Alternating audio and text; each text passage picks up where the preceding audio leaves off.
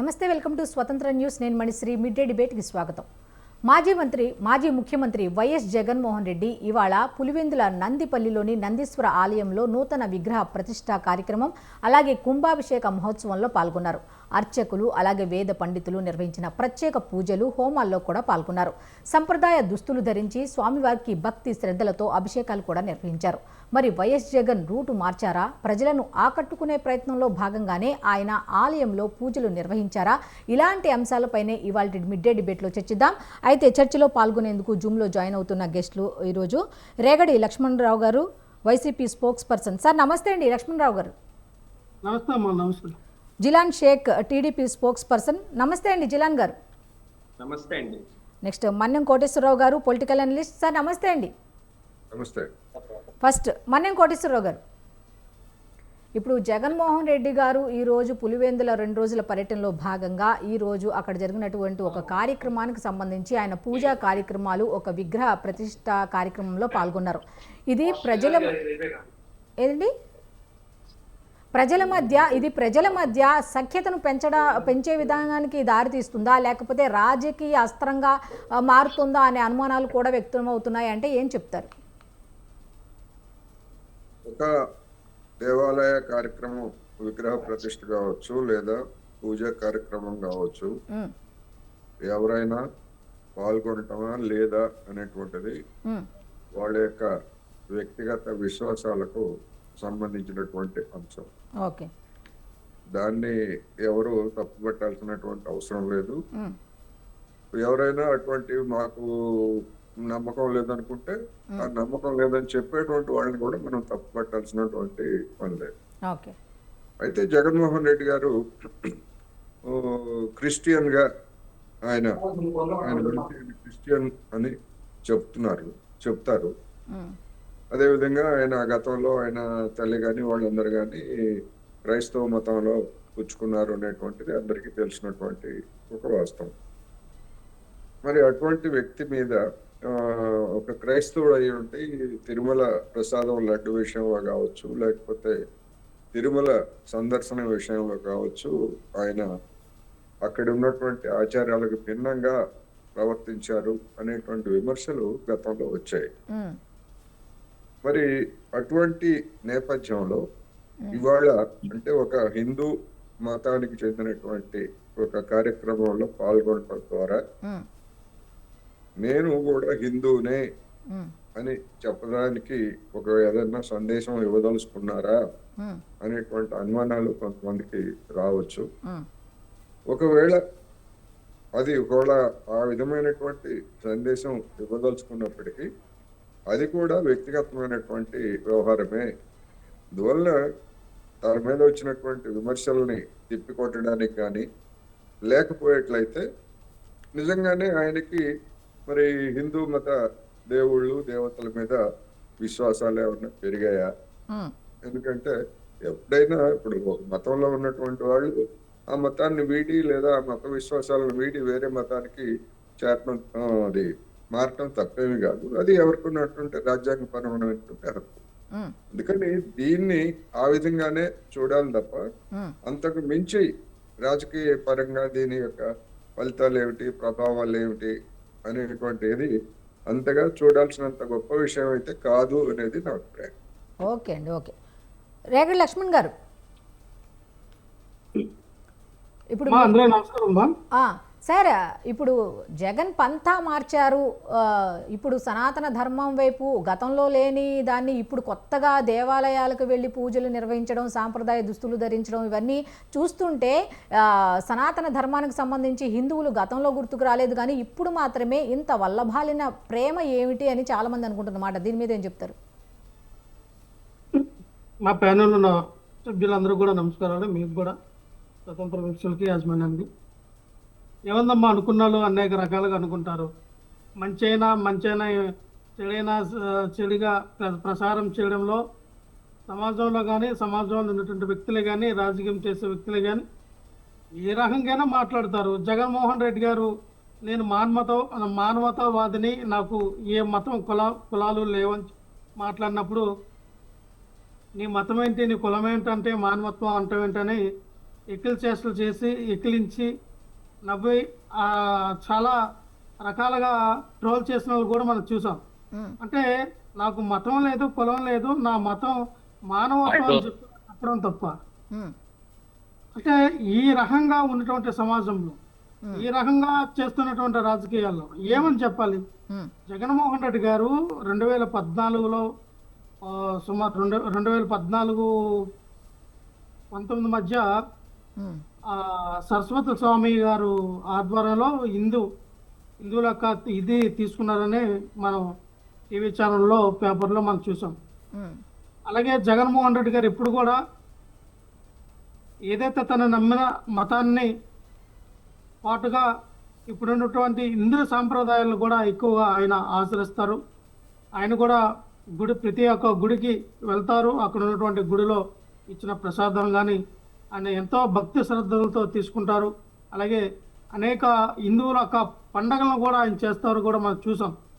అయితే ఈ రోజున నందీశ్వరుడు ఈ యొక్క గుడికి దాదాపుగా 10 కోట్ల రూపాయలు వెచ్చించి ఆయన స్వయంగా ఆ గుడిని మరి నిర్మించడానికి ఒక ప్రదాతగా మరి 10 కోట్ల రూపాయలతో ఈ రోజున నందీశ్వరుడు యొక్క గుడిని కట్టించినటువంటి ప్రదాత జగన్మోహన్ రెడ్డి గారు. ఆయనకి హిందువుల యొక్క భావజాలం కానీ హిందీ దేవదావతల మీద ఉన్న నమ్మకం.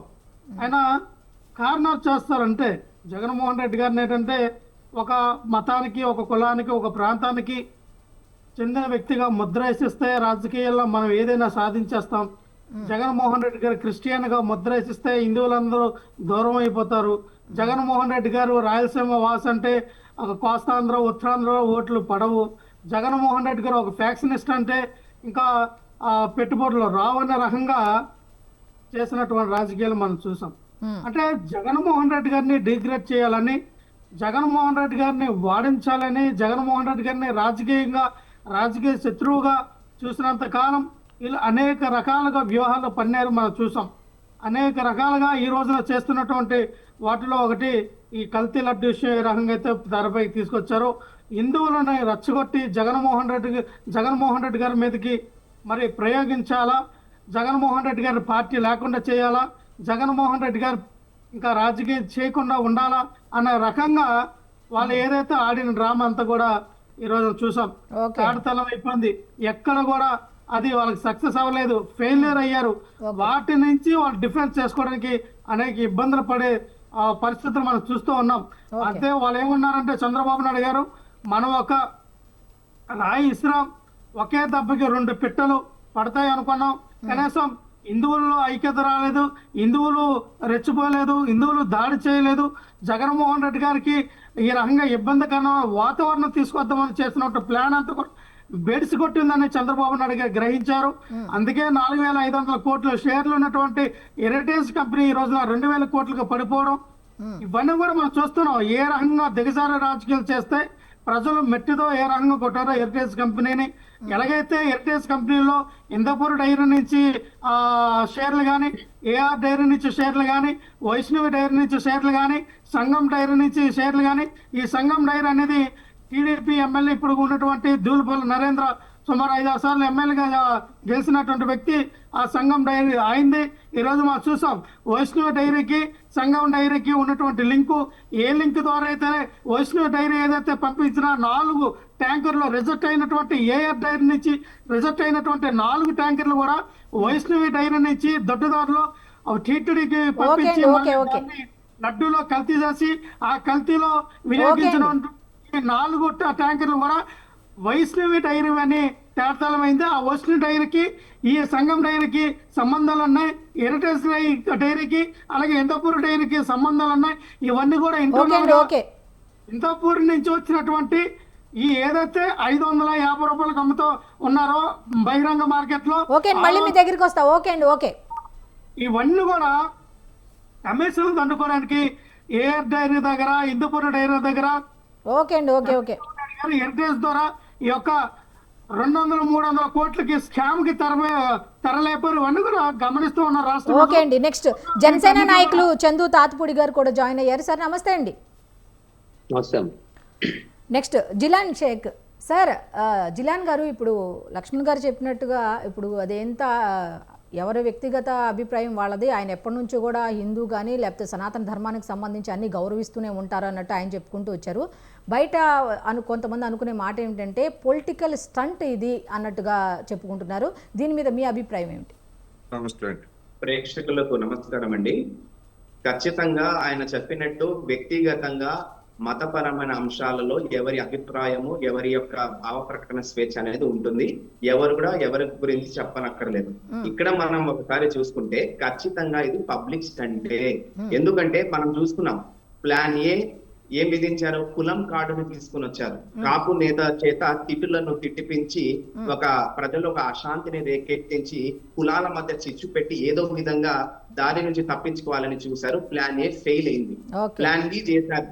హెరిటేజ్ ని ముందుకు తీసుకుని వచ్చి అభాండాలు తెలుగుదేశం పార్టీ పైన వేయాలని చెప్పి చూశారు. అది ఫెయిల్ అయింది. కాబట్టి ఇప్పుడు ప్లాన్ సికి వచ్చారు. ఈ ప్లాన్ సి ఏమంటే డైరెక్ట్ గా హిందూ యొక్క దేవాలయాల్లో మనం సందర్శించి ఆ యొక్క విగ్రహ ప్రతిష్టలు అయితేనేమి దేవాలయాల స్థాపనలో పాల్గొనడం ద్వారా ఓటర్లను ఆకర్షించుకోవాలి. ఎందుకంటే వైఎస్ఆర్ కాంగ్రెస్ పార్టీ నాయకులకు కూలంకుషంగా క్లియర్ గా కనబడతా ప్రజల్లో ఖచ్చితంగా హిందూ సాంప్రదాయాలను భంగం కలిగించారు, మనోభావాలను దెబ్బతీశారు, శ్రీవారి భక్తులు అనేక మంది కోపంలో ఉన్నారని చెప్పి వైఎస్ఆర్ కాంగ్రెస్ పార్టీ నాయకులు గ్రహించారు.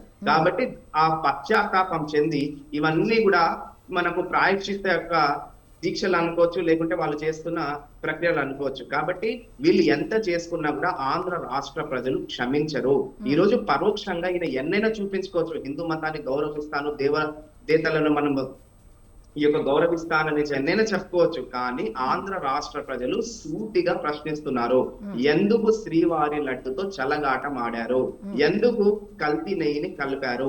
ఎందుకు ఆ యొక్క నిబంధనలను సడలించారు? ఎందుకు సంప్రదాయాలను మీరు గాలి వదిలేశారు? ఎందుకు మీ బంధువులను అక్కడ నియమించి ఈ యొక్క బందీప్రీతను ప్రోత్సహించి టిటిడి యొక్క సంప్రదాయాలను మీరు గండి కొట్టారనేది ఈరోజు ఆంధ్ర రాష్ట్ర ప్రజలు వైఎస్ జగన్మోహన్ రెడ్డి గారికి, అదే విధంగా వైఎస్ఆర్ కాంగ్రెస్ పార్టీకి సూటిగా ప్రశ్నిస్తున్నాం. ఈయన గారు జవాబు ఇవ్వాల్సింది అసెంబ్లీకి వెళ్లి జవాబు ఇవ్వాలి. ప్రజలు ఏదైతే శాసనసభ ప్రజలకు సంబంధించిన సభ, అక్కడ ప్రశ్నోత్తరాలకు జవాబు ఇవ్వాల్సిన అవసరం ఉంటుంది తప్పితే ఈ విధంగా పగటి వేషాలు ఎన్ని వేసుకున్నా కూడా, ఎన్ని మనము కల్పిత మాటలు మాట్లాడుతున్నా కూడా ఆంధ్ర రాష్ట్ర ప్రజలు క్షమించరు అని చెప్పి ముక్కుసూటిగా ఈ రోజు వైఎస్ఆర్ కాంగ్రెస్ పార్టీ నాయకులకు ఈ రోజు తెలియపరుస్తున్నాను. కాబట్టి వైఎస్ఆర్ నాయకులకు, జగన్మోహన్ రెడ్డి గారికి ఒక హితువు ఏమిటంటే, ఇప్పుడు కూడా మీరు చేసిన తప్పులను బహిరంగ క్షమాపణ కోరి ఆ రోజు జరిగిన పరిణామాలను ప్రజలకు వివరణగా మీరు వివరించండి. ఎందుకు 4 లక్షల లీటర్ల పాలును మీరు ఇది చేశారు? ఎందుకు 3 ఏళ్ల అనుభవాన్ని సడలించి 1 ఏడాది అనుభవాన్ని మీరు పెట్టారు? ఎందుకు 12,000 టన్నుల మనకు సామర్థ్యాన్ని 4,000 టన్నులకు మీరు కుదించారు? ఎందుకు 2,050 కోట్ల టన్నులను 150 కోట్లకు తగ్గించారు? ఇవన్నీ కూడా ఎందుకు మీరు సడలించారు? జీవోలు ఎందుకు తీసుకుని వచ్చారు? జరుగుతున్న ప్రక్రియలో ఈ విధంగా భంగం ఎందుకు కల్పించారు? ఇదివరకే ఉండే నందిని కాకుండా ఈ యొక్క దిక్కు దివాన లేని, పేరు లేని ఇంత పెద్ద దాన్ని మీరు ఎందుకు అప్పగించారనేది సూటిగా మీరు ప్రశ్నలకు సమాధానం ఇస్తే ఇక్కడ మతపరమైన అంశాలు రావు, కులపరమైన అంశాలు రావు. ఇంత మీరు ముందుకెళ్లి దేవతల దగ్గర ఈ విధంగా దేవాలయాలకు వెళ్లి చూపించుకొని పబ్లిక్ స్టంట్ చేసుకోవాల్సిన అవసరం, ఆవశ్యకత పడదమ్మా. ఖచ్చితంగా వైఎస్ఆర్ కాంగ్రెస్ పార్టీ నాయకులు గుర్తించాల్సింది, మీరు ఇవ్వాల్సిన జవాబు కేవలం అంటే కేవలము ప్రజల శాసనసభ, రాష్ట్ర అసెంబ్లీకి వెళ్ళి మీరు మాట్లాడి మీరు జవాబు ఇస్తేనే శ్రీవారి భక్తులకు మీరు న్యాయం చేసినట్టు, ఆంధ్ర రాష్ట్ర ప్రజలకు మీరు జవాబు ఇచ్చినట్టు. ఈ విధంగా మీరు ఎన్ని కుయుక్తులు పడినా కూడా ఎవరు మిమ్మల్ని క్షమించారని చెప్పి ఈ సందర్భంగా తెలియపరుస్తున్నారు. ఓకే, చందు గారు చెప్పండి. ఇప్పుడు ఉప ముఖ్యమంత్రి పవన్ కళ్యాణ్ గారి బాటలో జగన్మోహన్ రెడ్డి గారు నడుస్తున్నారు. ఆయన ఏ విధంగా సనాతన ధర్మం అంటూ, ఏ విధంగా హిందువుల మనోభావాలు అంటూ ఏ రీతిగా ఆయన ఒక తోవలో వెళ్తున్నారో అదే మార్గంలోకి ఇప్పుడు జగన్మోహన్ రెడ్డి గారు వస్తున్నారా, వచ్చారా అనే దాని మీద మీరు ఏం చెప్తారు? ఖచ్చితంగా అవకాశం లేదమ్మా. ఎందుకంటే హిందూ మనోభావాల మీద దెబ్బతీసి ఈ రోజు ప్రజల్లో అనేకమైన, ఎందుకంటే ప్రపంచ దేశాల నలుమూలల నుంచి ఎంతో గౌరవంగా పూజించుకునేటువంటి శ్రీ కలియుగ వెంకటేశ్వర స్వామి వారిని అపవిత్రం చేసి, కలియుగం ఆ యొక్క లడ్డూనిలో కల్తీ చేసి ఎంతో దారుణమైన పరిస్థితి ఈ రోజు రాష్ట్ర వ్యాప్తంగా కానీ దేశవ్యాప్తంగా చర్చగా మారింది. ఇటువంటి పరిస్థితుల్లో అతనేదో హిందువుల్లో మేము కూడా హిందువులకి గౌరవిస్తాము, మేము కూడా ఏదో చేస్తామని చెప్పని ఏదో పగట వేషాలు, లేకపోతే మనకి సంక్రాంతికి వచ్చే వేషధారులు వస్తారు చూసారండి, అప్పటికప్పుడు రెడీ అయ్యి, అంటే ఉత్తప్పుడు మామూలుగా తిరిగి ఆ సంక్రాంతి సందర్భాల్లో మనకు పండుగ సందర్భాల్లో ఒక వేషధారులు వస్తారు. ఆ రకంగా ఈరోజు జగన్మోహన్ రెడ్డి కడపలో చేశారని అనుకోవాలి. ఎందుకంటే ఇన్నాళ్ళు లేనిది దేవుడి మీద ప్రేమ. ఆయన అంతకుముందు గతంలో కూడా ఆయన ప్రభుత్వంలో ఉన్నప్పుడు కూడా, వైఎస్ఆర్ ప్రభుత్వం ఉన్నప్పుడు కూడా హిందువుల మనోభావాలు దెబ్బతీసే విధంగా ఎన్నో కార్యక్రమాలు చేయడం జరిగింది. అవన్నీ కూడా మనం చూసాం. ఎందుకంటే మేము కూటమి ప్రభుత్వంలో ఉన్నా మా నాయకులు చెప్పినా మేము చెప్పినా ఒకటే చెప్తాం, మా మతాన్ని ప్రేమిస్తాం, పరమతాన్ని గౌరవించడం మాకు అలవాటు. కానీ జగన్మోహన్ రెడ్డికి ఏంటంటే అతను ఒక మతాన్ని ప్రేమిస్తూ ఇతర మతాన్ని కించపరిచే విధంగా చేసిన పనే ఈ రోజు స్వామివారి కల్తీ లడ్డూలో ప్రసాదాన్ని ఇంత దారుణమైన పరిస్థితి తీసుకొచ్చి ఎంతమంది ప్రజల మనోభావాలు దెబ్బతిని ఎంతో మంది ఆవేదన గురవుతున్న పరిస్థితి కూడా మనం ఇప్పటికీ జరుగుతూనే ఉంది. ఇటువంటి పరిస్థితుల్లో ఆయన ఏదో గుడికి వెళ్ళి 10 కోట్లు ఇచ్చారు, 20 కోట్లు ఇచ్చారు అంటే అది ఆయన వ్యక్తిగతంగా ఆయన ఇచ్చుకున్నారు తప్పించి ఇది రాష్ట్ర ప్రజల భవిష్యత్తు కోసం, లేకపోతే రాష్ట్ర ప్రజల మనోభావాలని నేను మళ్ళీ కలిగించేస్తాను అని చెప్పని ఉద్దేశంతో మరి చేసే కార్యక్రమం అయితే కాదు. జగన్మోహన్ రెడ్డి గారు గుర్తుంచుకోవాలి. ఎందుకంటే జిలానీ గారు చెప్పినట్టు ఖచ్చితంగా ఏదైతే ఈ కల్తీ లడ్డు విషయం ఉందో అసెంబ్లీకి వచ్చి మీరు ఒక్కసారైనా మైక్ తీసుకొని దాని గురించి మాట్లాడితే ప్రజలకి మీ మీద నమ్మకం కలుగుతుంది. అంతేగాని అసలు మీరు చేసిన తప్పుని కూడా కనీసం మీరు చెప్పడానికి రారు, ఏమీ రాకుండా బయట నుంచి ప్లకార్డులు పట్టుకొని అసెంబ్లీలో గొడవ వాతావరణం సృష్టించి, అల్లరి వాతావరణం సృష్టించి, ఏదో రకంగా సభ మధ్యలోంచి వెళ్ళిపోవడం, లేకపోతే మేము వాకౌట్ చేస్తున్నాం, లేకపోతే మేము బాయ్కౌట్ చేస్తున్నాం అనే వాదనతోనే వస్తున్నా తప్పించి ఒక ప్రజల సమస్యలు తీసుకొద్దామా లేదు. ఈ రోజుకి కూడా ఇప్పుడు కూడా, ఎందుకంటే అసెంబ్లీలో అనేక సమస్యలు ప్రస్తావిస్తామని చెప్పని ఈ కూటమి ప్రభుత్వం ప్రయత్నిస్తున్నప్పటికీ ఈ కల్తీ లడ్డు విషయం మీద డైరెక్ట్ గా సిట్టు ఏదైతే నిర్ధారించిందో దాన్ని కూడా వీళ్ళు తప్పుదోవ పట్టిస్తున్నారు.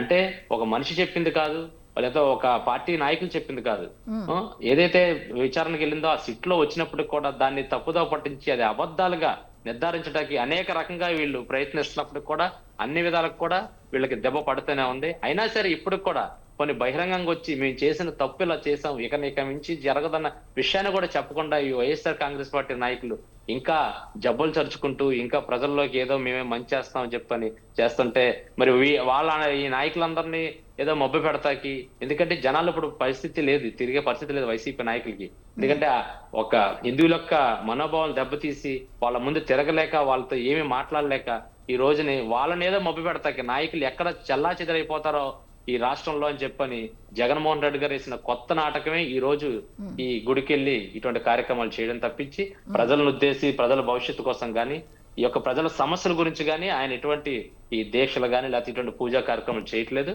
ఆయన వ్యక్తిగతంగా కేవలం ఆయన మీద ఉన్న ఏదైతే మచ్చ ఉందో ఆంధ్ర ప్రజల యొక్క, రాష్ట్ర ప్రజల, దేశ ప్రజల యొక్క మనోభావాలు దెబ్బతీశారు జగన్మోహన్ రెడ్డి అన్న మచ్చ ఏదో రకంగా మనం తుడుచుకుందాము, ఈ రకంగా మనం వెళ్తే కొద్దిగా మన మీద జనాల్లో వ్యతిరేకత పోద్దనే ఒక ఆలోచనతోనే తప్పించి ఎటువంటి ప్రయోజనాల కోసమో లేకపోతే రాష్ట్ర ప్రయోజనాల కోసం, రాష్ట్ర ప్రజల కోసం మటుకు ఈ యొక్క కార్యక్రమం కాదని మటు మీకు ఖచ్చితంగా తెలియజేస్తున్నాం. ఓకే అండి.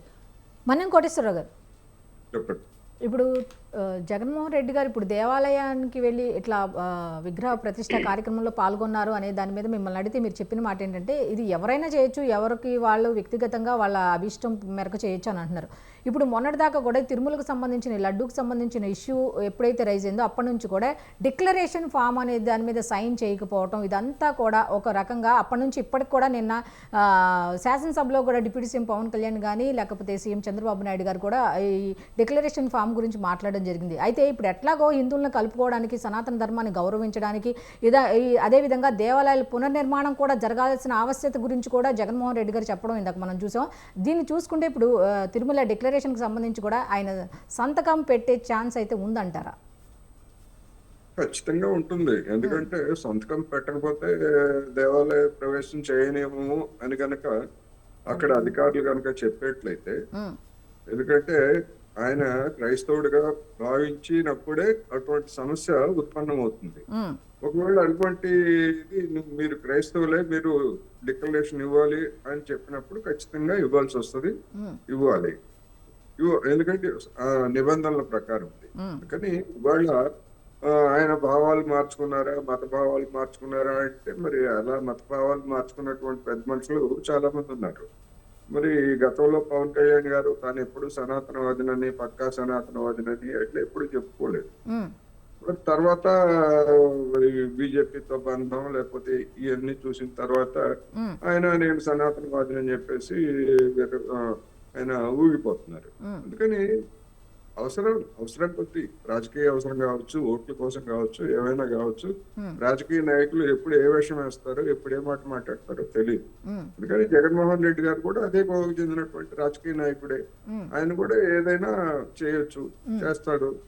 చేస్తే తప్పు పట్టాల్సింది ఏం లేదు. చేయకపోతే నిబంధనల్ని పాటిస్తే, ఇప్పుడు నాకు నమ్మకం లేదు, నాకు నమ్మకం లేనప్పుడు నేను దేవాలయానికి వెళ్ళాలనుకున్నప్పుడు అది నా ఇష్టం, వెళ్తానా లేదా అనేది. ఒకవేళ వెళ్ళేట్లయితే అక్కడ ఉన్నటువంటి నిబంధనల్ని నేను పాటించాల్సి వస్తుంది. ఎవరైనా అంతే. ఇప్పుడు జగన్మోహన్ రెడ్డి గారైనా, పవన్ కళ్యాణ్ గారైనా, ఇంకొకరైనా ఒక దేవాలయానికి వెళ్ళినా, లేకపోతే ఒక మసీదుకి వెళ్ళినా, లేదా అమృత్సర్ లో ఉన్నటువంటి స్వర్ణ దేవాలయానికి వెళ్ళినా ఎక్కడి సాంప్రదాయాలని అక్కడ పాటించాలి. ఇష్టం లేనటువంటి వాళ్ళు వెళ్ళని అవసరం లేదు. అందుకని దీని మీద రాజకీయ పార్టీలు ఏవైనా విమర్శలు చేయొచ్చు, వాళ్ళకి స్వేచ్ఛ ఉన్నది.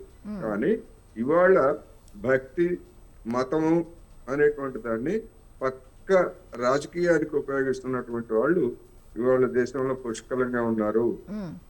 ఆ కోవకు చెందినటువంటి వాళ్ళే ఇప్పుడు కూటమిలో ఉన్నటువంటి 3 పార్టీలు ఆ కూటమి చెందినటువంటి వాళ్ళే. మరి వాళ్ళని చూసిన తర్వాత నిజంగానే తన మీద వచ్చినటువంటి విమర్శలు వాస్తవం కాదు నిరూపించుకోవడానికి మరి జగన్మోహన్ రెడ్డి గారు ఈ పని చేసి ఉండొచ్చు కూడా. నేను ఇందాకనే చెప్పినట్టుగా ఏదైనా చెప్పుకోవచ్చు, కానీ ఇది వ్యక్తిగతము. ఇక లడ్డు గురించి చెప్తున్నట్టు, లడ్డు గురించి సిట్టు ఒక నివేదిక ఇచ్చింది. ఆ సిట్ లో రాజకీయ నాయకుల లేదా టీటీడీ బోర్డు నియామకాలు పొందినటువంటి వాళ్ళ ప్రమేయం గురించి మరి ఏం చెప్పిందో ఏమిటో మనకు పూర్తి నివేదిక ఇంకా బయటకు రాలేదు కనుక ఎంతసేపు అధికారుల గురించే చెప్తున్నారు తప్ప మరి రాజకీయ నాయకులు నిజంగా సిట్టు రాజకీయ నాయకుల ప్రమేయం ఉంటే ఎందుకని ఆ రాజకీయ నాయకుల మీద చర్య తీసుకోవడానికి ఇంకా ప్రభుత్వం వెనకడతా ఉంది. చెప్పొచ్చు 1 మ్యాన్ కమిషన్ వేశాము, ఆ 1 మ్యాన్ కమిషన్ ఏమన్నా సిఫార్సు చేస్తా అనేటువంటి. 1 మ్యాన్ కమిషన్ ఏమిటి? అదేమి ప్రత్యేకమైనటువంటి స్వతంత్ర దర్యాప్తు సంస్థ కాదు. సిట్ ఇచ్చినటువంటి నివేదిక ప్రకారం ఎవరి మీద యాక్షన్ తీసుకోవాలి, ఎట్లా తీసుకోవాలి అనేటువంటిది అడ్మినిస్ట్రేషన్ పరంగా ఒక మాజీ ఐఏఎస్ అధికారి చేత వేసినటువంటిది. మరి ఇప్పటి వరకు జరిగినటువంటి పరిణామాలు చూస్తే నెయ్యికి సంబంధించి టెండర్ నిబంధనలు మార్చారు అంటున్నారు. ఎస్, మార్చింది నిజం.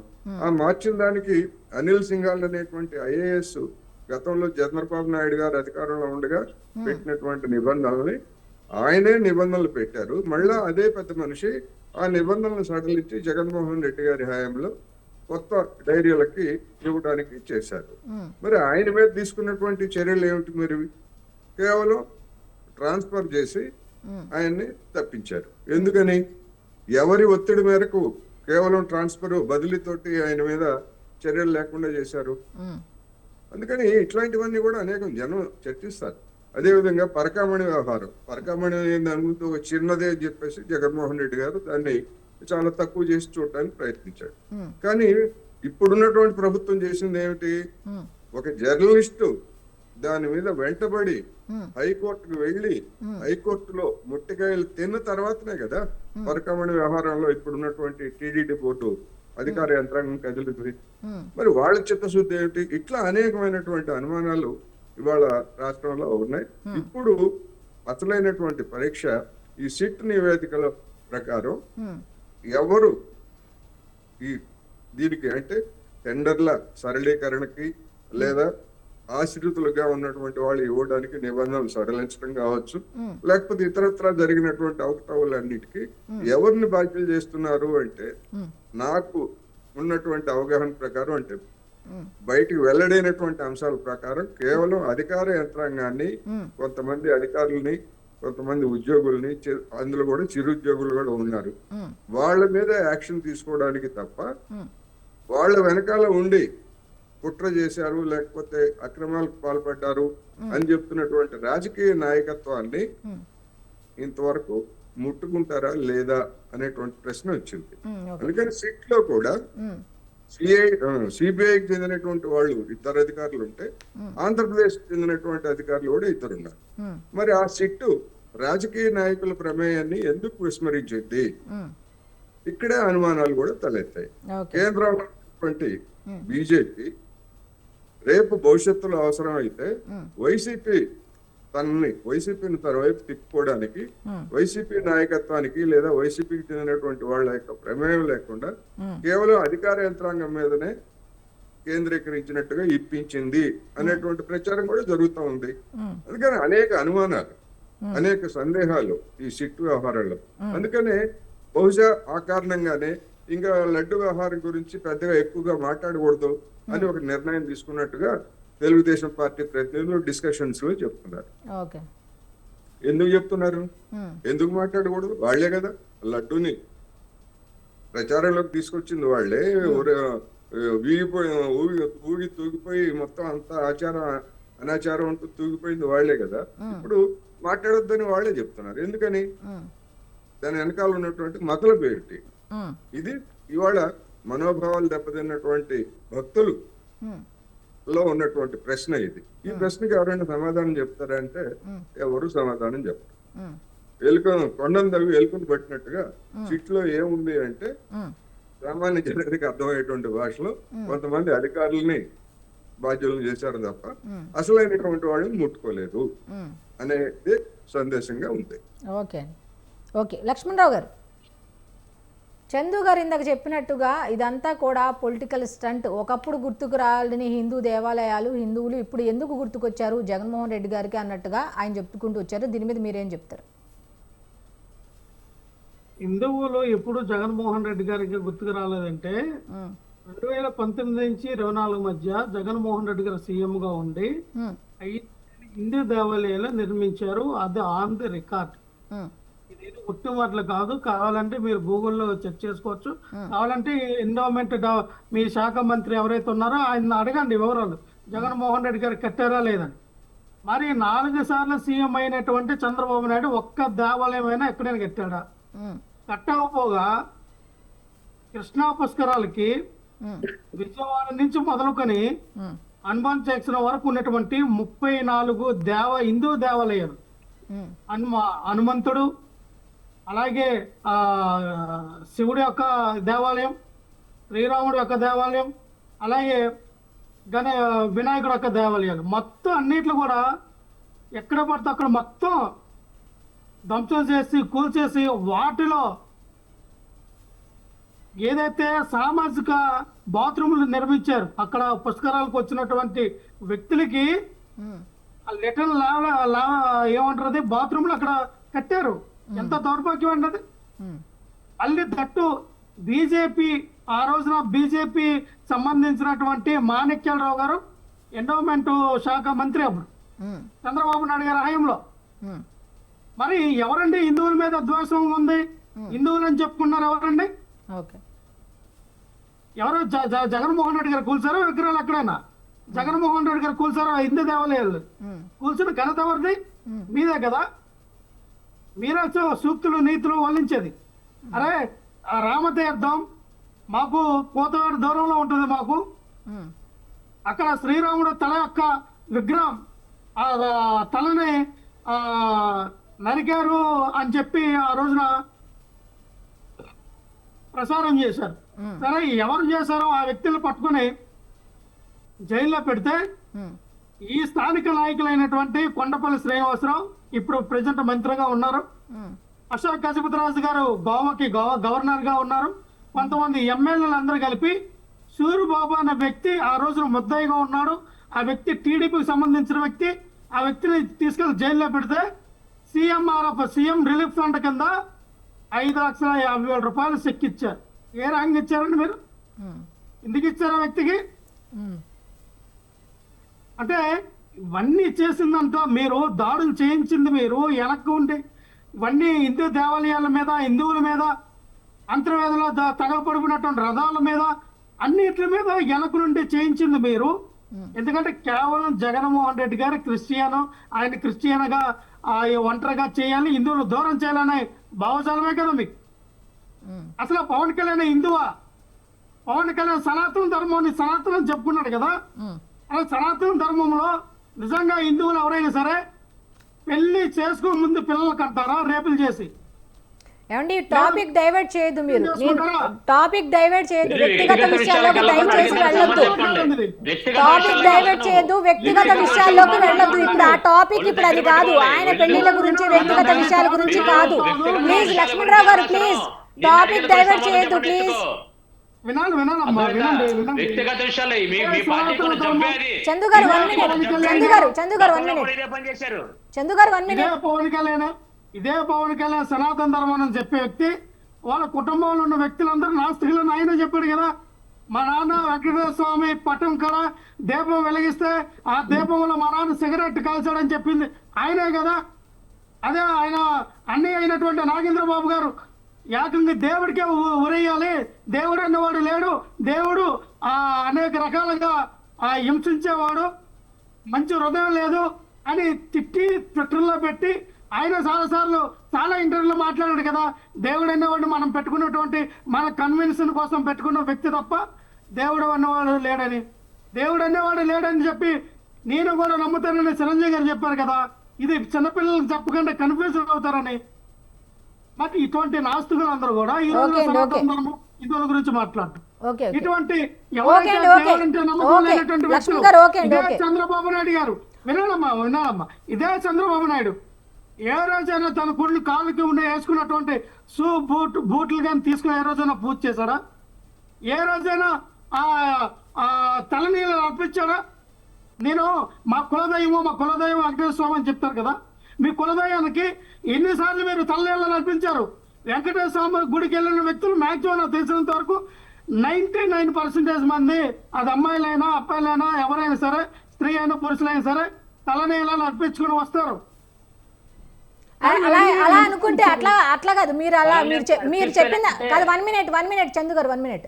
లక్ష్మణరావు గారు మీరు చెప్పినట్టుగా అలా అనుకుంటే 5 ఏళ్లలో జగన్మోహన్ రెడ్డి గారు ఎన్నిసార్లు తిరుపతి వెళ్ళారు, ఎన్నిసార్లు తలనీలాలు సమర్పించారనే దానికి ఆన్సర్ ఉందా మీ దగ్గర? గొర్రెలో నవ్వడం కాదు. జగన్మోహన్ రెడ్డి గారు క్రిస్టియన్ అని ప్లీజ్ చందు గారు ప్లీజ్ అలాంటి మాటలు మాట్లాడద్దు. ప్లీజ్ చందు గారు అలాంటి మాట్లాడద్దు. చందు గారు ప్లీజ్ మీరు అట్లా మాట్లాడద్దు, తప్పదు, అలా మాట్లాడద్దు ప్లీజ్.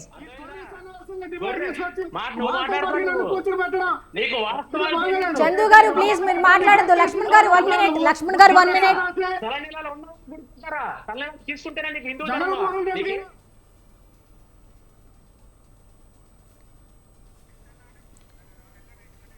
ఓకే జిలాన్ గారు చెప్పండి అమ్మా. ఇప్పుడు లక్ష్మణరావు గారి వ్యాఖ్యల్ని ఏ విధంగా తీసుకోవచ్చంటారు? మీరు వ్యక్తిగత విషయాలకు మీరు కూడా దయచేసి వెళ్ళొద్దు. దయచేసి అన్పార్లమెంటరీ వర్డ్స్ కూడా దయచేసి మాట్లాడద్దు ప్లీజ్. చందు గారు మాట్లాడినట్టుగా ప్లీజ్ అలాంటివి మాట్లాడద్దు. ఓకే. ఆవు చేను మేస్తే దూడ గట్టున మేస్తుందా అని అన్నట్టు అధినాయకత్వం డైవర్షన్ పాలిటిక్స్ చేస్తా ఉంటే ఖచ్చితంగా ఆ పార్టీ యొక్క ప్రజాప్రతినిధులు, అధికార ప్రతినిధులు అందరూ కూడా డైవర్షన్ పాలిటిక్స్ మాట్లాడతారు. కాబట్టి వైఎస్ఆర్ కాంగ్రెస్ పార్టీకు డైవర్షన్ పాలిటిక్స్ అనేది వెన్నతో పెట్టిన విద్య. ఈ మీడియా సాక్షిగా ఈ రోజు మనం చూస్తున్నాం. మీరు అడిగే ప్రశ్నలకు పవన్ కళ్యాణ్ పెళ్లిళ్ళ విషయం, మీరు అడుగుతున్నది లడ్డు గురించి, మీరు అడుగుతుంది హిందూ మనోభావాల గురించి, మీరు అడుగుతుంది గత ప్రభుత్వంలో జరిగిన జాప్యం గురించి మీ ప్రశ్నలు ఉంటే సమాధానం వేరేగా వస్తుంది. ఇక్కడ మనం ఆలోచించాలి. మనం ఆలోచించాల్సింది ఇక్కడ మీకు టైం ఇస్తా మాట్లాడుతున్నారు కానీ ప్లీజ్ లక్ష్మణ్ గారు 1 మినిట్ ప్లీజ్. లక్ష్మణ్ గారు మీకు టైం ఇచ్చాను, మాట్లాడారు, మళ్ళీ నేను టైం ఇస్తా, మీ దగ్గరికి వస్తా. ప్లీజ్ లక్ష్మణ్ గారు ప్లీజ్ అందరికి ఛాన్స్ ఇవ్వండి, మాట్లాడే ఛాన్స్ ప్లీజ్. మీరు 1 మినిట్ ఆగండి. లక్ష్మణ్ గారు 1 మినిట్. జిలాని గారు మీరు చెప్పండి. లక్ష్మణ్ గారు ప్లీజ్. జిలాన్ గారు మీరు చెప్పండి. లక్ష్మణ్ గారు ప్లీజ్ అని మీకు టైం ఇచ్చాను కదా, మీరు మాట్లాడారు కదా, మళ్ళీ మీ దగ్గరికి వస్తా, నేను అప్పుడు మాట్లాడుతురు కానీ చెప్పండి. జిలాన్ గారు చెప్పండి. ఈ రోజు ఆంధ్ర రాష్ట్ర ప్రజలకు క్షమాపణకు జవాబు ఇవ్వాల్సిన అవసరం, ఆవశ్యకత ఉంది. ఇక్కడ మనం ఒకసారి ఆలోచించుకుంటే అమ్మా, ఇది హిందూ మనోభావాలకు సంబంధించిన విషయం. ఒక చిన్న ఉదాహరణ నేను చెప్తే, నేను ఫిజియోథెరపీ డాక్టర్ కాబట్టి మన దగ్గర పెట్టే ఏదైతే మొడాలిటీస్ ఉంటాయో ఇదంతా కూడా ఎలక్ట్రిసిటీకి సంబంధించింది. జనరల్ గా ప్రజలు అనేది కొంచెం భయపడతా ఉంటారు. మన దగ్గర శ్రీవారి భక్తులు అనేక మంది మహిళలు వస్తారు. కాబట్టి వాళ్ళు వచ్చినాక మన దగ్గర భయపడతారు. సార్ వద్దు సార్ అని చెప్పి చెప్తారు. ఒక్కసారిగా వారు శ్రీ నమో వెంకటేశాయ అని చెప్పి నామస్మరణ చేసి ఇంకా చెప్తారు పెట్టండి సార్ అని చెప్పి. కాబట్టి ఈ చిన్న ఉదాహరణ ఏమిటంటే చెప్పదలుచుకుంది, హిందూ మనోభావాలు అనేవి చాలా గట్టిగా దృఢంగా ఉంటాయి. శ్రీ వెంకటేశ్వర స్వామి మీద ప్రగాఢమైన భక్తి భావం కలిగి ఉంటుంది. కాబట్టి ఈ రోజు మనం చూసుకుంటే తిరుపతి దేవస్థానము తమిళనాడు ఆ రోజు తీసుకోవాలని చెప్పి చూసింది. చరిత్రలో మనం చూసాం ఏ విధంగా ఆంధ్ర రాష్ట్ర ప్రజలు ఉద్యమాలు చేసి తిరుపతిని ఆంధ్రలోనే ఉండాలని చెప్పి అన్ని ఉద్యమాలు చేసుకుని మనం పెట్టుకున్నాం. కాబట్టి దాన్ని కాపాడుకునే సంప్రదాయం, దాన్ని కాపాడుకునే బాధ్యత ప్రతి తెలుగు వాడి పైన ఉంది. మతాలకు అనుగుణంగా, కులాలకు అనుగుణంగా, పార్టీలకు అతీతంగా, ప్రాంతాలకు అతీతంగా అందరం కూడా మనము తిరుపతి టీటీడీని కాపాడుకోవాల్సిన అవసరం, బాధ్యత ఉంది. ఎందుకంటే ఇది కేవలము పుణ్యక్షేత్రమే కాదమ్మా, ఇది అనేక మంది పేద ప్రజలకు ఒక బాధ్యతగా నిలిచే ఒక పెద్ద వ్యవస్థ ఇది. కాబట్టి దీన్ని కాపాడుకోవాల్సిన అవసరం ఎంతైనా ఉంది. మనం చూసుకుంటే ఈ రోజు మన ఆంధ్ర రాష్ట్రమే కాదు, మన దేశమే కాదు, ప్రపంచ అధ్యక్షులు, శ్రీలంక అధ్యక్షుడు తీసుకుంటే అనేక మంది దేశ అధ్యక్షులు సందర్శించుకునే ప్రాంతము టీటీడీ ప్రాంతం. కాబట్టి అందులోని పవిత్రమైన పదార్థము, పరమ పవిత్రమైన పదార్థమైనటువంటి లడ్డులో ఈ విధంగా కల్తీ చేయడం ఇది తప్పు కదా అని చెప్పి ఈ రోజు భక్తుల నుంచి వచ్చిన కంప్లైంట్ ని ఆధారం చేసుకుని ఆ రోజు ప్రభుత్వము ఒక నిర్ణయం తీసుకుని దాన్ని ఎక్కడికి పంపించింది, కేంద్ర సంస్థ అయినటువంటి నేషనల్ డైరీ బోర్డుకు పంపించడం జరిగింది. ఇది రాష్ట్ర ప్రభుత్వంలో నమూనాలు సేకరించి టెస్ట్ చేసింది కాదు, మనకు నేషనల్ కి పంపించింది. కాబట్టి అక్కడి నుంచి వచ్చిన రిపోర్ట్ ప్రకారం దీంట్లో కల్తీ ఉంది అని చెప్పి నిర్ధారణ జరిగింది. కాబట్టి ఈ వైఎస్ఆర్ కాంగ్రెస్ పార్టీ మనం చూసుకుంటే అందుతే కాలం లేక జుట్టు అన్నట్టు వీళ్ళ తీరు అనేది ఉంటుంది. మనం చూస్తున్నాం ఏ విధంగా వివేక హత్య కేసులో లేకుంటే సిబిఐ ఛార్జ్ షీట్ కేసులో మనం చూసాం. వీళ్ళు ఏం చేస్తారంటే రాష్ట్రంలో ఉండే అంశాలను తీసుకుని సుప్రీంకోర్టుకి వెళ్ళిపోతారు.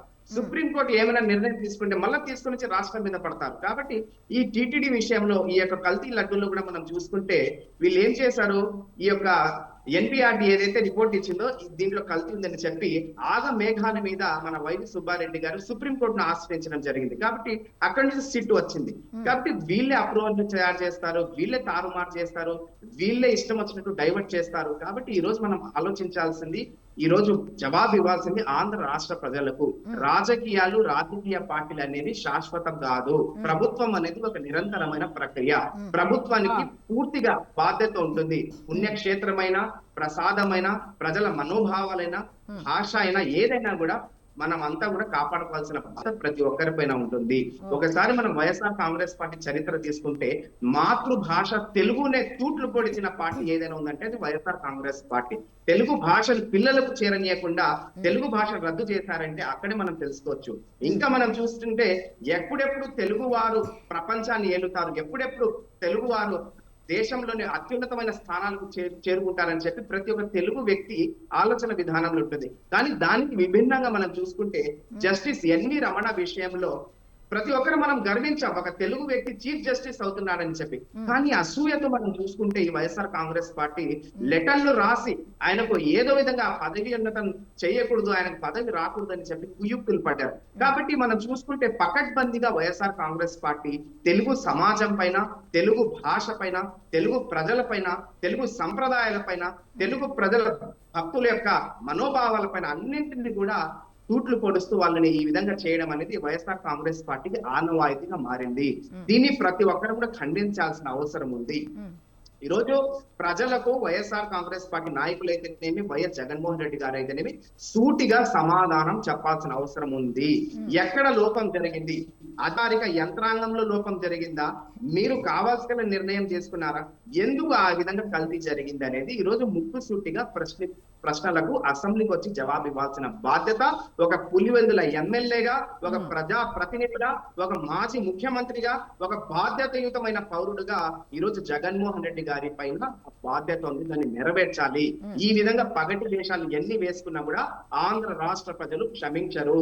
కాబట్టి వైఎస్ఆర్ కాంగ్రెస్ పార్టీ నాయకులు ఈ ఆవేశాలు, ఈ ఆగ్రహాలు మీడియాలో వేరే పార్టీ ప్రజాప్రతినిధులను మీరు చూపించుకుంటే అది చల్లదు. మీరు జవాబు ఇవ్వండి. ఎందుకు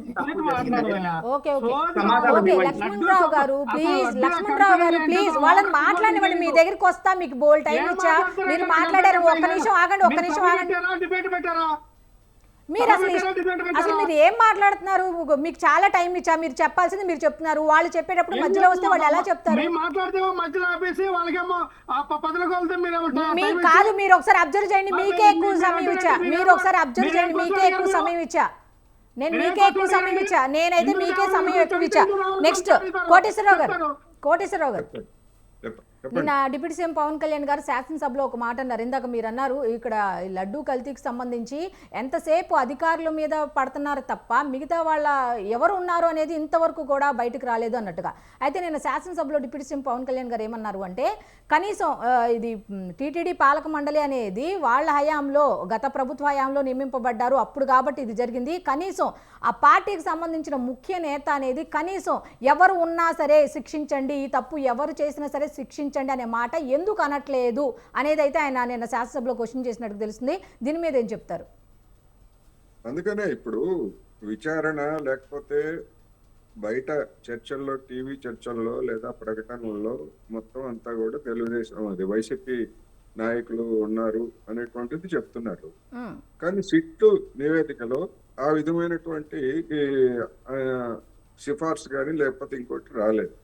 ఆ సిట్ నివేదికలో మరి ఆంధ్రప్రదేశ్ కు చెందినటువంటి ఇద్దరు పోలీసు అధికారులు కూడా ఉన్నారు కదా రూపొందించినటువంటి వాళ్ళలో. మరి వాళ్ళకి నిజానికి అంతకు ముందు వీళ్ళు కూడా సిట్ దర్యాప్తు చేశారు కదా.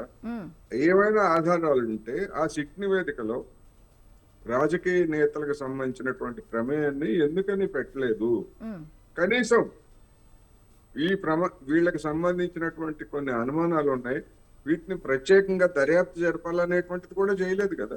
కానీ ఆ సిట్కి, సుప్రీంకోర్టు వేసినటువంటి సిట్కి వాళ్ళు ఏది అనుకుంటే అది చేయడానికి సర్వాధికారాలు ఉన్నాయి. కానీ వాళ్ళు ఆ పని చేయలేదు. ఎందుకని చేయలేదు అనేటువంటి సందేహాలు తలెత్తుతున్నాయి. నేను ముందే చెప్పినట్టుగా ఎందుకని అంటే, భవిష్యత్తులో వైసీపీని ఒకవేళ తెలుగుదేశం పార్టీతో రాజకీయంగా పడకపోయినా లేకపోతే ఇంకోటి ఏదైనా జరిగితే, ఎందుకంటే గతంలో చూసాం కదా 2019లో మరి అంతకు ముందు మిత్రులుగా ఉన్నటువంటి బీజేపీను వైసీపీ తెలుగుదేశం పార్టీ ఏ విధంగా తీసుకుందో మనం చూసాం. రాజకీయాల్లో ఎప్పుడైనా ఏదైనా జరగవచ్చు. అందుకోసం వాళ్ళ ప్రమేయం లేకుండా లేదా వాళ్ళ ప్రమేయాన్ని పక్కన పెట్టేసి కేవలం అధికారుల మీదనే ఇచ్చింది అనేటువంటి వర్షన్ కూడా ఆ సిట్ నివేదిక వచ్చిన తర్వాత వస్తా ఉంది. మరి వీటన్నిటికీ ఎవరు సమాధానం చెప్పాలి? ఎవరు సమాధానం చెప్పాలంటే, నిజానికి ఆ సిట్ ప్రకారం లేదా ఇప్పుడు వేసినటువంటి 1 మ్యాన్ కమిషన్ చేసేటువంటి సిఫార్సుల ప్రకారం కల్తీ లడ్డు కల్తీ, నెయ్యి కల్తీ, నకిలీ ఏదైనా పేరు ఏదైనా పెట్టామండి. వీటన్నింటికి సంబంధించినటువంటి అధికార యంత్రాంగం, అనధికార యంత్రాంగాన్ని బుక్ చేస్తారా లేదా అనేటువంటిది ఇప్పుడున్నటువంటి ప్రభుత్వం ఉందన్నటువంటి ప్రశ్న. జనంలో కూడా అదే ఉన్నది, భక్తుల్లో కూడా అదే ఉంది. ఎంతసేపటికి అధికారుల గురించి చెప్తున్నారు తప్ప అనధికారుల గురించి చెప్పట్లేదు, అప్పుడు పాలకవర్గం గురించి చెప్పట్లేదు అనేటువంటిది గత కొద్ది రోజులుగా చర్చ ఎక్కువ అవుతుంది రోజుకి. అందుకని ఇప్పుడైనా ఎవరు పవన్ కళ్యాణ్ గారు మాట్లాడినా, చంద్రబాబు నాయుడు గారు మాట్లాడినా మరి ఆ అంశాలకు సంబంధించి, రెండోది నేను ఇందాక చెప్పినట్టుగా ఇక దాని గురించి ఎక్కువ మాట్లాడవద్దు అనేటువంటి అభిప్రాయాన్ని కూడా వ్యక్తం చేస్తున్నారు. ఎందుకని వాళ్లే దాన్ని రంగంలోకి తీసుకొచ్చారు, వాళ్లే దాన్ని రచ్చ చేశారు. ఇప్పుడు వాళ్లే ఏమంటున్నారంటే ఇక దీని గురించి మనం ఎక్కువగా మాట్లాడొద్దు అనేటువంటిది కూడా చెప్తున్నారు.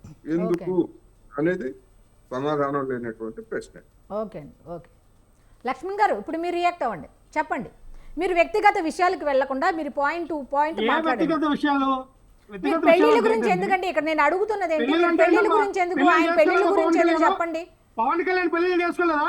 చేసుకున్నాడా చేసుకోలేదని సెకండరీ. ఇప్పుడు నేను అడిగిన ప్రశ్న ఏంటి, దానికి మాత్రం చెప్పండి. మీరు టైం ఇవ్వకపోతే ఇవ్వలేదు అంటున్నారు, సంబంధం లేకుండా మాట్లాడుతున్నారు. చేసుకున్నారు కాబట్టి ఇప్పుడు నేను అడిగింది ఆయన పెళ్లి చేసుకున్నాడా లేదా అని అడగలేదు కదండి మిమ్మల్ని. ఇంటూ ధర్మం గురించి మాట్లాడినప్పుడు అన్ని మాట్లాడతారు, మీకు నచ్చినట్టు మాట్లాడతారంటే. నాకు నచ్చినట్టు మాట్లాడడం కాదు, వ్యక్తిగత విషయాల్లోకి వెళ్ళొద్దు అనేది నేను చెప్పేది. నాకు నచ్చినట్టు మీరు ఎందుకు మాట్లాడతారు? వ్యక్తిగత విషయాల్లోకి వెళ్ళొద్దు, పాయింట్ టు పాయింట్.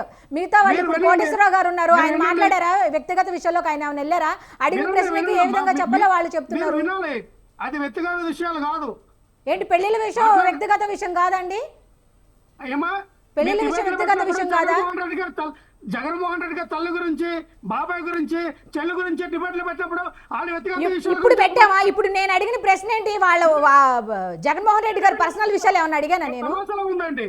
సరే అండి, ఇప్పుడు మీరు అట్లా కాదు, ఈ టాపిక్ మీద మీరు క్షుణ్ణంగా మాట్లాడాలనుకుంటే మాట్లాడండి. డిబేట్ టైం అయిపోతుంది. మీరు చెప్పాలనుకుంటే చెప్పండి, చెప్పాలనుకుంటే చెప్పండి. నేను చెప్తా ఉన్నా, వ్యక్తిగతంగా మీరు డిబేట్లు పెట్టినప్పుడు లేదా?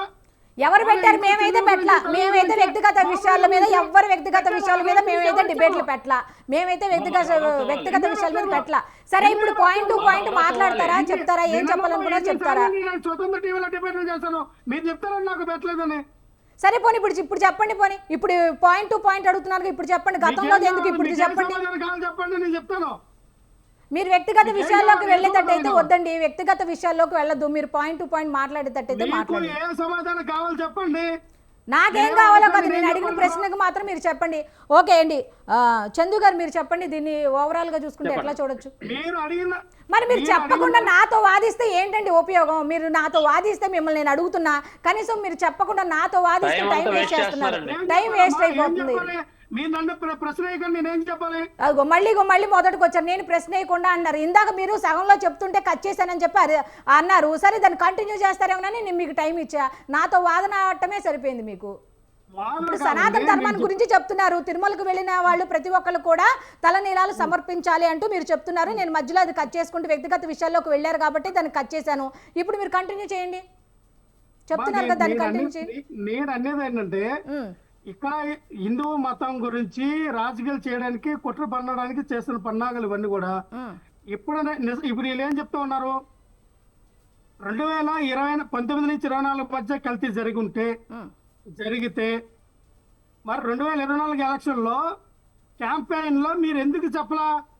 జగన్మోహన్ రెడ్డి గారు అండ్ కో టీమ్ టీటీడీలో కల్తీ జరిగింది, లడ్డు కల్తీ చేశారు, 230 కోట్లు స్కామ్ చేశారని, మరి 35,000 అమ్మాయిలు తప్పడిపోయారని క్యాంపెయిన్ చేశారు.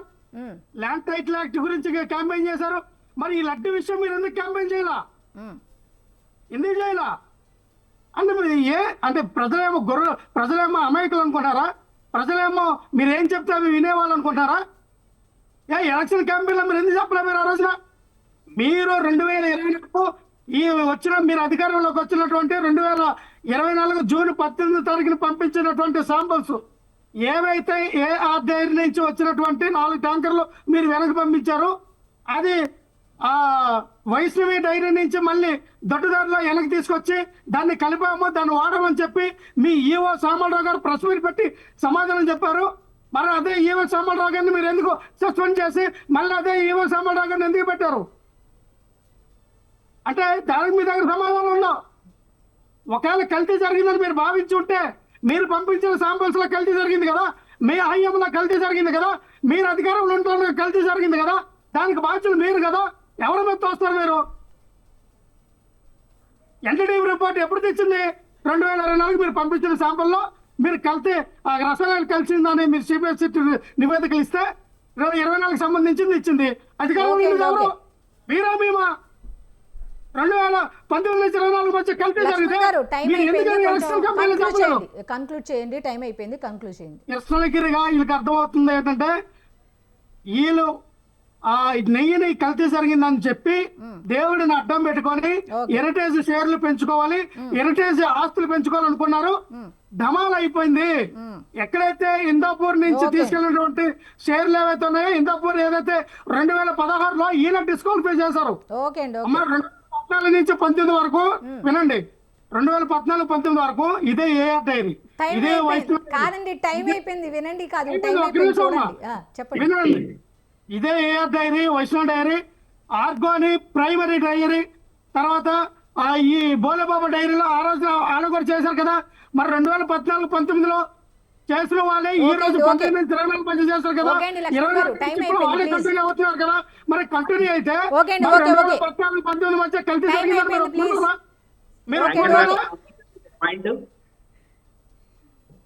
టైం అయిపోయింది. నేనేం చెప్తానండి, సార్ టైం అయిపోయింది. ఓకే అండి, అయితే ఈరోజు డిబేట్లో పాల్గొన్నటువంటి రేగడ లక్ష్మణరావు గారికి, జిలాన్ షేక్ గారికి, అలాగే మన్నం కోటేశ్వరరావు గారికి, అలాగే చందు తాతపూడి గారికి ధన్యవాదాలు తెలుపుకుంటూ ఈనాటి డిబేట్ని అయితే క్లోజ్ చేద్దాం. ఈనాటి మిడ్ డే డిబేట్. మళ్ళీ రేపటి డిబేట్లో కలుద్దాం. అంతవరకు స్టే ట్యూన్. స్వతంత్ర న్యూస్.